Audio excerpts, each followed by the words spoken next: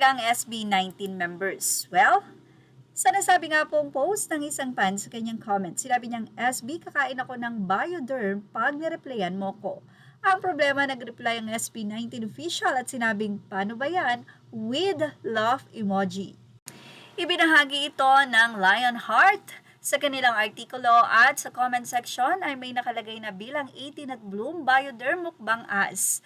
Nako, magiging mabuti na sa pinagsasasabi natin yan, hahaha. Hindi pa rin dudumi lang yung sabon, hahaha. Buwis buhay. Kuwera talaga yung reply ng SB19. Sa ibang balita naman, SB19 nag-post sa nasabi nga pong social media nila at dito ay mayroon silang challenge. SB19 posted a video challenge where viewers try to guess who is singing while they make memories with the zone. The members of both groups are shown together and the audience listens carefully to identify the singer. The post also promotes December 10 and includes hashtag related to their project Wakas at Simula.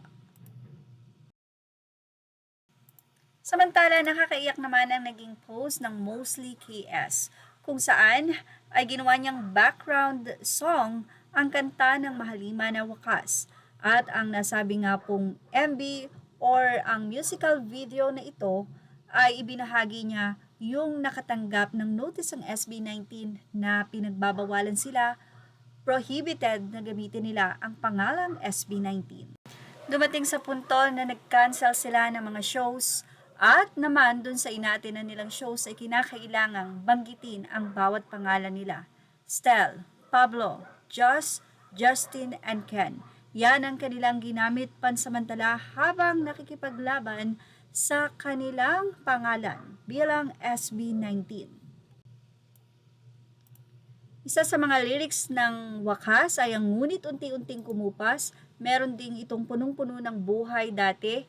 Yan yung mga lyrics ng Wakas na kung saan ay tila malinaw na nga ang kantang ito ay ang naging experience nila nang muntika na nga pong mawala ang pangalang SB19 sa kanila, na talagang parang binuhusan o pinagtakluban sila ng langit at lupa dahil ang pangalan na minahal ng mga fans sa kanila ay tila maglalaho na.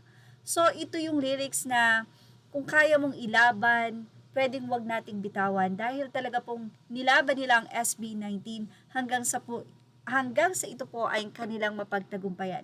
Kaya naman napakalalim ng lyrics na ito na talagang ito ay hango sa tunay na pinagdaanan ng grupo. Siguradong maraming mapapaiyak ng kantang ito sa darating na April 18 sa concert ng SB19. At yan ang ating Showbiz Snap update. Images are all credit to the rightful owners. Thank you for watching. Please like, share, and subscribe.